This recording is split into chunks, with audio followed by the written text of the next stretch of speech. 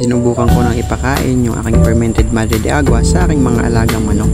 Bali, ito po ay 4 days pa lang, no? Simula nung aking sinubukang i-ferment, no? Pero dahil medyo excited ang person ay susubukan na po natin ipakain, no? Joke lang po. Ito po ay para sanayin, no? Yung ilang batch natin na hindi pa sanay sa fermented madre de agua, no? Susubukan ko po siya ipakain, no? Para nang sa ganun ay makilala rin po siya, no? Kasi yung kalahati po ng batch ng aking free-range ay hindi pa sila nakatry kumain ng ganito, no? Kaya sa time pong ito ay susubukan natin siyang ipakain. Manamis ang amoy. Manamis na medyo masim-masim. Pero hindi siya amoy panis.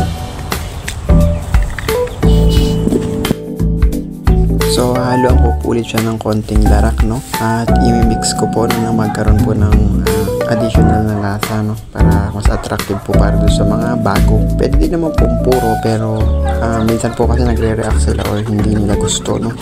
Kaya kailangan po lagyan ng konting darak para kahit paano po ay pati yung mga dahon-dahon na medyo bubuo pa ay kainin din nila. So ayun nga po, no? Ayan, kung mapapansin niyo po hindi po pare-pareho yung laki ng aking mga alagang manok, no? Kasi meron po dyan nauna po ng almost 3 weeks at meron pong 3 weeks bago po nasundan ng another batch ko, no? So yan po ay dalawang batch po yung magkasama na yan.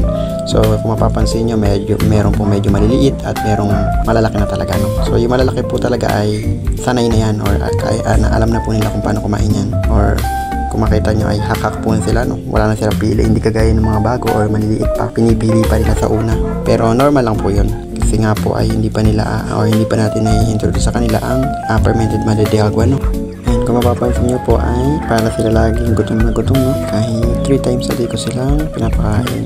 Kasi po ay iba-iba yung kinakain nila, so hindi po sila nilasawan kasi meron po akong pellet na available and yan pong fermented madre de agua. So sinasalitan ko po. Then pag may mga nalalaglag po na buko ay binubukasan ko rin or nyog.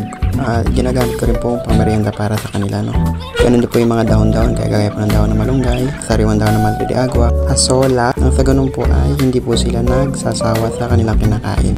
And pagka ganun po ay magana po sila araw-araw, no? At hindi po sila matamlay. So ayun po, no? Panoorin po natin sila, no, kung paano po nila kainin yung ating hinandang fermented madre de agua, no, para po sa kanila.